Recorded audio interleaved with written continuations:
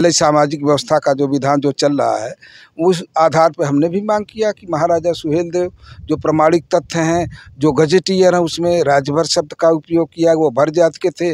महाराजा सुहेलदेव किसी जाति की सीमा में नहीं बांधे हैं, लेकिन जो व्यवस्था का विधान है समाज में, उस व्यवस्था के विधान के तहत कहीं न कहीं किसी जात में पैदा हुए हैं, तो उस जात का उल्लेख होना चाहिए, ऐसा मेरा मानना है।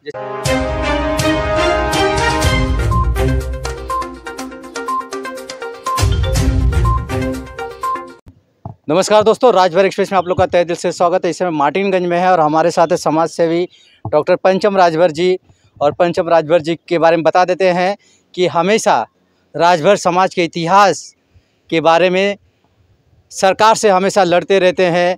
कुछ दिन पहले इन्होंने आजमगढ़ का जो मेडिकल कॉलेज बन रहा है सुहेलदेव जी के नाम से, वहाँ पे टाइटल राजभर लगाने की मांग की है। उन्होंने सरकार से गुहार लगाई है।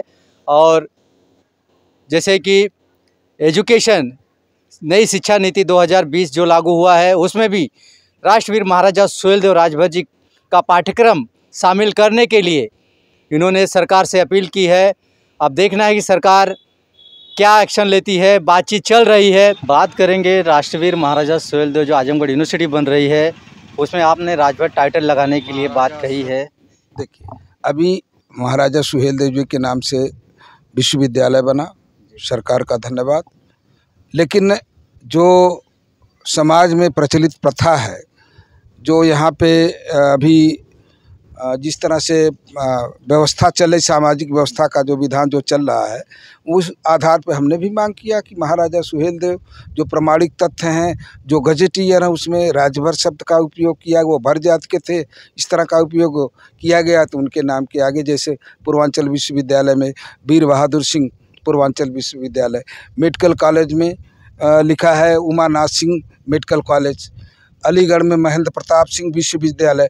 तो जब अन्य महापुरुषों का या जो स्वतंत्रता संग्राम सेनानी रहे या अमर सपूत रहे हैं, इन लोगों का नाम है के आगे टाइटल लगाई जाती है या जाति सूचक शब्द लगाया जाता है, तो मैं समझता हूं कि वैसे किसी महाराजा सुहेलदेव किसी जाति की सीमा में नहीं बांधे हैं, लेकिन जो व्यवस्था का विधान है समाज में, उस व्यवस्था के विधान के तहत कहीं न कहीं किसी जात में पैदा हुए हैं, तो उस जात का उल्लेख होना चाहिए, ऐसा मेरा मानना है। जैसे आपने बहुत लोगों का नाम गिनाया, लेकिन राष्ट्रवीर महाराजा सुहेलदेव जी का जब नाम आता है तो उन्हें अधूरा ही सरकार रखती है। सरकार रखती है, कहीं न कहीं हो सकता है परिस्थिति हो, चूँकि वो पूरे देश के, पूरे राष्ट्र के सिरमौर हैं महाराजा सुहेलदेव, तो हो सकता है सरकार की कहीं न कहीं स्थिति हो। अभी जैसे 50 लोगों का नाम माध्यमिक शिक्षा परिषद की पुस्तकों में जो है नाम जीवन परिचय शामिल हुआ, लेकिन उसमें महाराजा सुहेलदेव जी का छूट गया। मैंने लिखा, एनसीईआरटी ने भी स्वीकार किया, लेकिन ये राज्य का विषय है, समवर्ती विषय है राज्य का, उनका अधिकार क्षेत्र है। मैंने सरकार से भी लिखा है, अब देखिए सरकार क्या संज्ञान लेती है। इतने राजा महाराजा स्वतंत्रता सेनानियों का नाम आ रहा है, तो सुहेलदेव राजभर जी का कैसे छूट गया? अब कैसे छूट गया? छूटना नहीं चाहिए, क्योंकि माननीय प्रधानमंत्री जी ने, माननीय मुख्यमंत्री जी ने या वर्तमान सरकार ने महाराजा सुहेलदेव जी के नाम पे काफ़ी कार्य किया है, लेकिन जो सामाजिक व्यवस्था का विधान है, कहीं न कहीं इसमें मुझे लगता है कि कोई राजनीतिक खेल होगी, इसलिए जो है वो छिपाया जा रहा है। और ये तय है कि कोई महापुरुष किसी भी महापुरुष को किसी जाति सीमा में नहीं बांधना चाहिए, लेकिन जो है व्यवस्था का विधान, तो वो तो रहना चाहिए। अभी इतिहास आप लिखेंगे तो उनका पूरा विवरण देंगे कि नहीं देंगे? उनका वंश देंगे।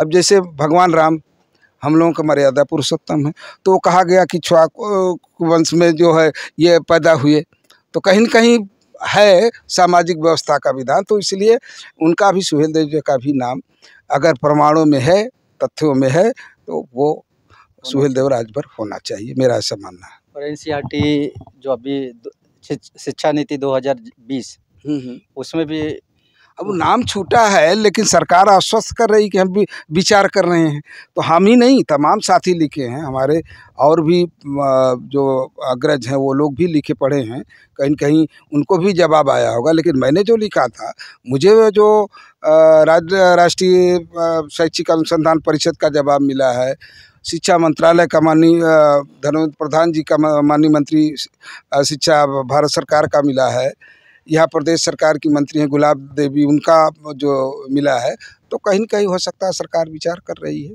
हम अपनी मांग कानूनी ढंग से लोकतांत्रिक तरीके से मांग करेंगे। अब करना न करना सरकार के ऊपर है, लेकिन अगर सरकार नहीं मानेगी तो हम भी तमाम रास्ते हैं, न्यायालय है, लोकतंत्र में तमाम अधिकार है जनता को, तो उसके आधार पर भी हम लोग अपना कोई न कोई निर्णय लेंगे। चलिए, बहुत बहुत धन्यवाद सर। तो ये थे डॉक्टर पंचम राजभर जी, समाज सेवी हैं और समाज के लिए हमेशा तत्पर रहते हैं। ये हमारा छोटा सा वीडियो समाज के लिए तत्पर रहते नहीं, ये तो हम लोगों की नैतिक जिम्मेदारी है, कोई ये आसान नहीं है। तो हम लोगों की जिम्मेदारी कि जिस समाज में पैदा है उस समाज का ऋण जो हमारे ऊपर है, उस ऋण से ऋण होने के लिए कहीं न कहीं समाज में 2 कदम अपना परिवार का, अपना पेट पर्दा चलाते हुए समय निकाल करके समाज के लिए भी 2 कदम चलना चाहिए। तो कोई आसान नहीं है, तो हमारी नैतिक जिम्मेदारी है। धन्यवाद। चलिए, बहुत बहुत धन्यवाद। अगर आप चैनल पे नए हो तो चैनल को सब्सक्राइब करना ना भूलें। वीडियो को ज़्यादा से ज़्यादा शेयर कीजिए।